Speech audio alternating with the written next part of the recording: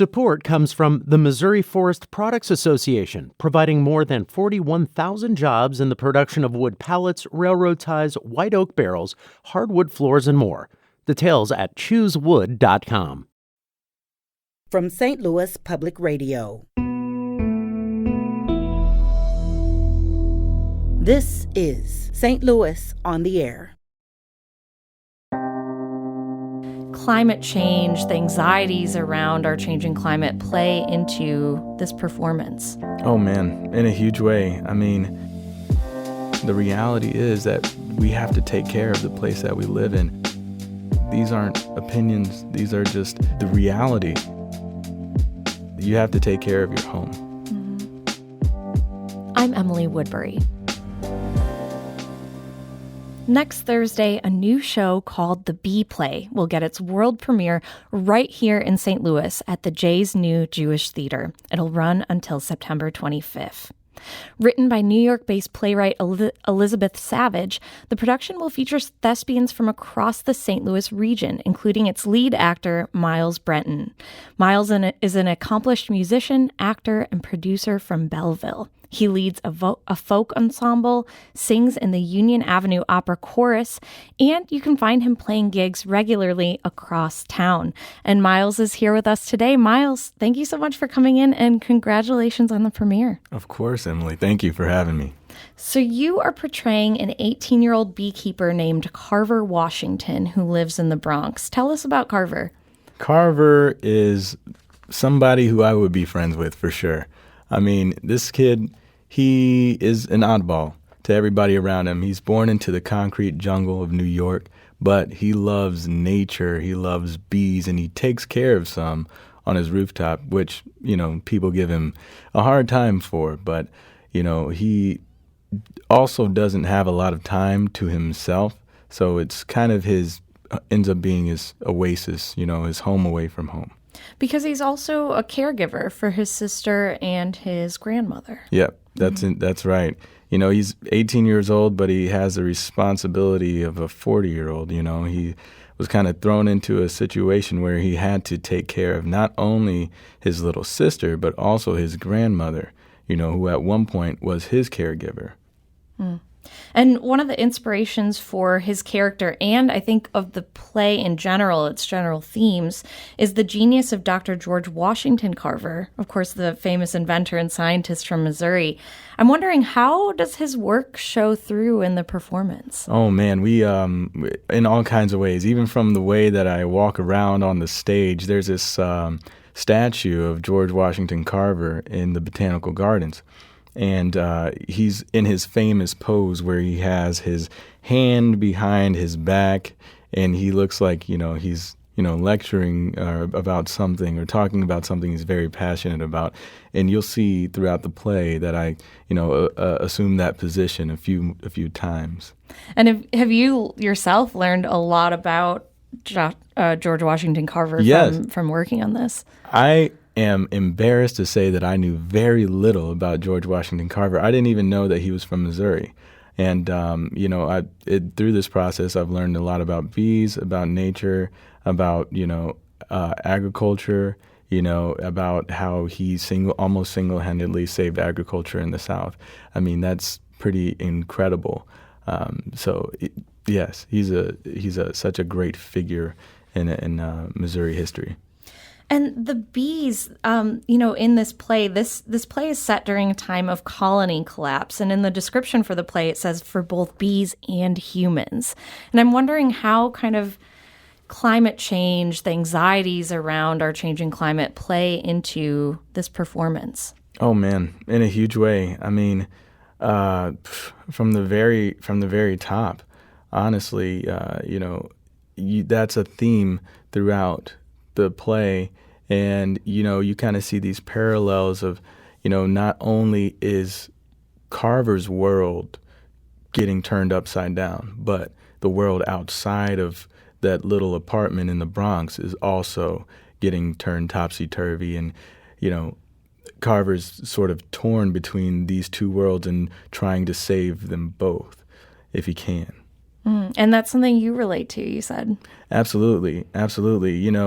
Even living in St. Louis, we have the Westlake landfill right over there in Bridgeton. These are environmental atrocities that are pertinent to our community. And, I totally understand wanting to try to help the people around you, try to take care of the home that we all live in. And the Bee Play having its world premiere in St. Louis, where, as you point out, there's a lot of environmental injustice in this region. I mean, what do you hope this play does in terms of environmental justice? What do you hope people really take away from it? I hope people take away that these aren't opinions. These are just things that are the reality. The reality is that we have to take care of the place that we live in, or at the very least, not treat it wrongly. You have to take care of your home. And you said you also learned a lot about bees. Do you ever see yourself doing any sort of beekeeping yourself in the future? You know what? We took a trip to SIUE and we got to check out their bees, and it was a really cool process. But I can't say that it's something that I will do myself. It takes a lot of patience, and sometimes I get a little too excited and I want to push things forward. You got to move very slowly, very cautiously. But you have the bee suit on? Full bee suit. All of that, there were like 3 or 4 hives. It was really incredible. But I like the honey, though. Oh, yeah, honey's great. Keep producing it. We got to keep our pollinators alive. So, this world premiere of the Bee Play is also your new Jewish theater debut.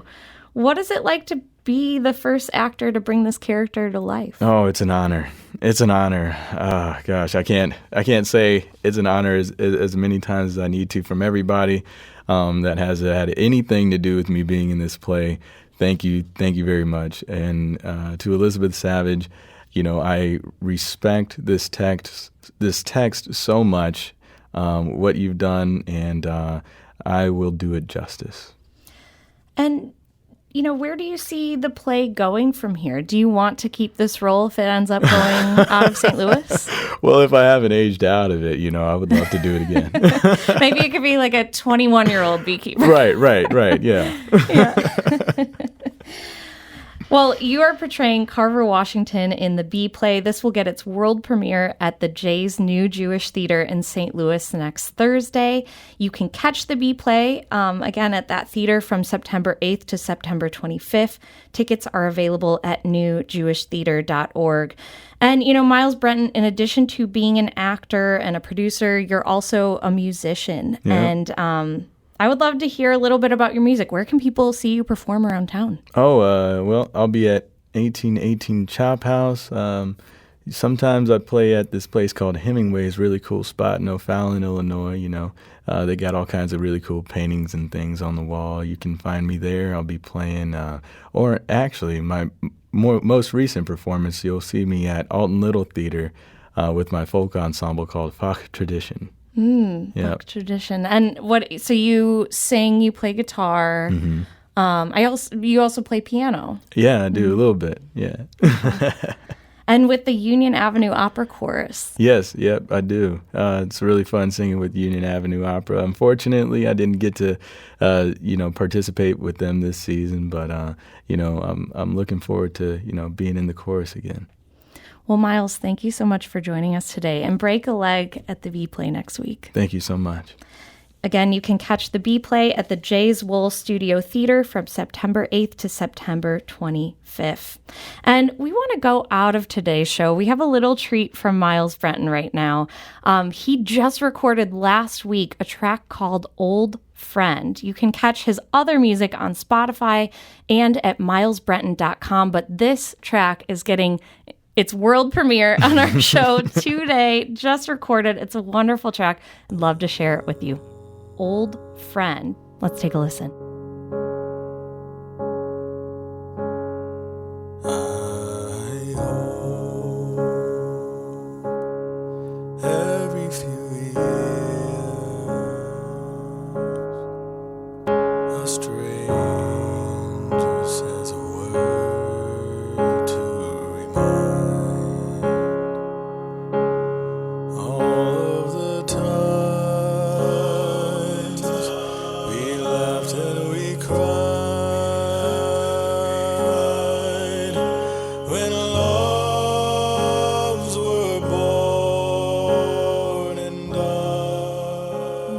reporting from the St. Louis on the Air team is available at stlonair.show.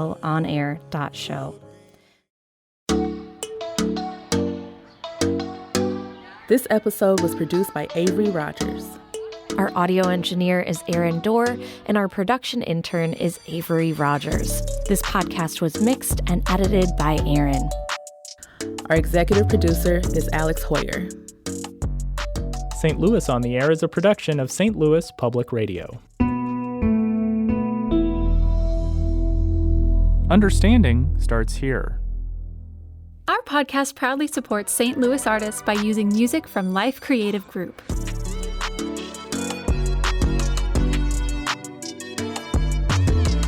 Do you find yourself regularly listening to episodes of St. Louis on the Air?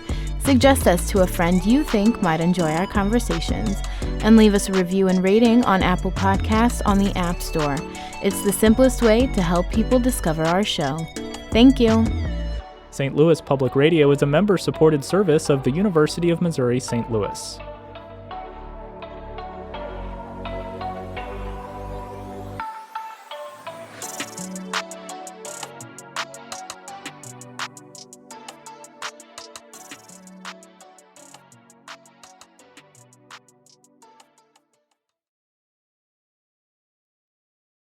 Support comes from the Missouri Forest Products Association, committed to conservation and careful management of the state's forests to make them more resilient and better habitats for wildlife.